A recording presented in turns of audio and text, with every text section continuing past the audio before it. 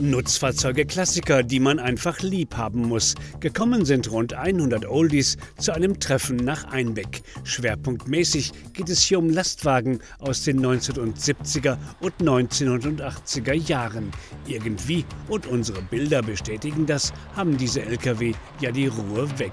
Deren Besitzer natürlich auch.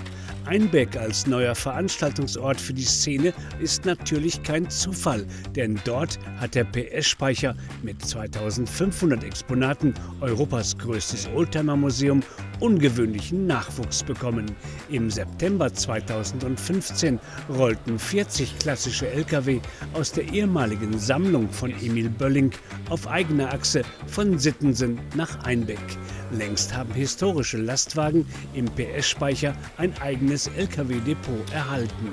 Und die dortige Sammlung wächst und wächst und wächst. Die Menschen wollten unbedingt diese LKWs sehen. Es wurde ständig danach gefragt und irgendwann hieß es dann, okay, wir machen ein Depot. Nur, dass die Fahrzeuge stehen, dass man sie angucken kann. Das hat sich alles vergrößert. Wir sind mittlerweile bei 350 Fahrzeugen, einige Baumaschinen, einige Abschleppfahrzeuge. Wir haben eine Blaulichtecke, wo eben nur Fahrzeuge mit Blaulicht stehen. Und somit hat man für jeden Nutzfahrzeugfreund seine eigenen Interessen. Auch hier ist sicherlich für jeden was dabei. Vorwiegend aus dem hohen Norden und aus dem Westen waren die Lkw zum ersten Nutzfahrzeugtreffen nach Einbeck gekommen und einige der Klassiker sogar aus dem Osten. Weite Anreisen waren also kein Thema. Damit zeigte sich, dass die Lage des PS-Speichers im niedersächsischen Weserbergland überhaupt kein Hindernis ist. Ja, das stimmt.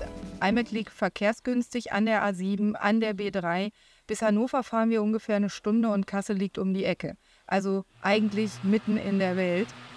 Natürlich ist das Sammeln von historischen Lastwagen kein günstiges Hobby. Wer, wie die Familie Anhalt aus Schleswig-Holstein, vor vielen Jahren damit angefangen hat, kann sich heute glücklich schätzen.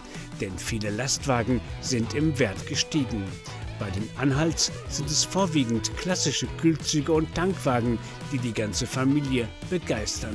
Frage deshalb an Seniorchef Horst Anhalt: Was muss man tun, damit der Funke der Begeisterung vielleicht auch auf die junge Generation überspringt? Bei uns in der Familie kann ich ja nur sagen, die haben eben ein bisschen Diesel im Blut von Opa noch und von meinem Vater noch. Und den anderen, ich sage, man muss ja was für tun und unsere Kinder haben dann wieder Freunde und die kommen mal und die fahren dann mal mit und so sehen sie das und haben da Spaß dran und interessieren sich heute noch dafür und fahren gerne.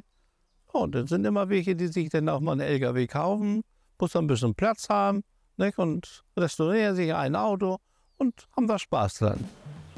Natürlich, früher war alles anders, die eigentliche Fahrerei, aber nicht immer das reinste Vergnügen.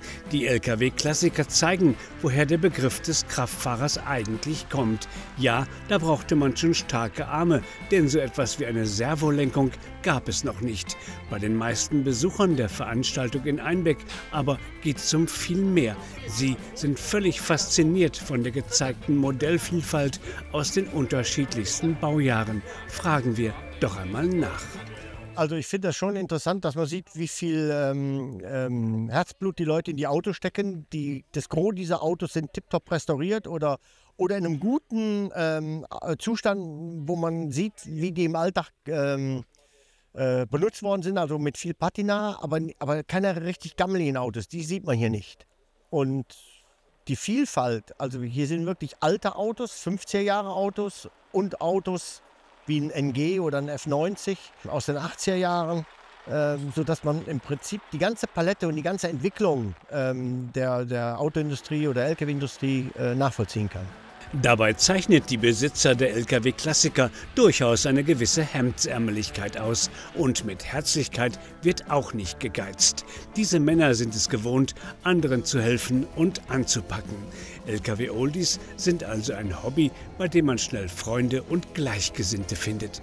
Vorausgesetzt, die Frau macht mit. Ja, man muss als Frau einfach mit dabei sein und dahinter stehen. Weil der Mann ist dann jedes Wochenende unterwegs und wenn man sagt, ach nee, fahr alleine, dann hat man am Wochenende alleine und der Mann ist alleine und das ist ja nicht Sinn und Zweck einer Partnerschaft. Wie haben Sie es in der Beziehung gehandhabt und hinbekommen? Ja, wir fahren immer zusammen.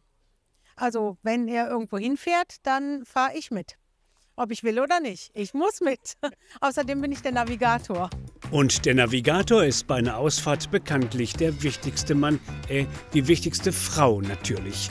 Dass bei einem Treffen historischer Nutzfahrzeuge denn auch aktuelle Lastwagen gezeigt wurden, ist für Veranstaltungen dieser Art eher ungewöhnlich. Ford Trucks jedenfalls nutzte die Chance, den Ford F-Max zu präsentieren. Ungewöhnlich ja, aber mit großem Erfolg. Also die Leute, die die historischen Fahrzeuge fahren, sind oft auch Spediteure, die neue Fahrzeuge kaufen. Und das Interesse ist sehr groß, das Fahrzeug ist im Sichtbaren, alle sehen ihn auf der Autobahn. Und hier ist es eine wahnsinnig gute Gelegenheit, das Fahrzeug einfach mal von innen in aller Ruhe vorzuführen, zu erklären, zu zeigen. Und ich glaube, es kommt sehr gut an.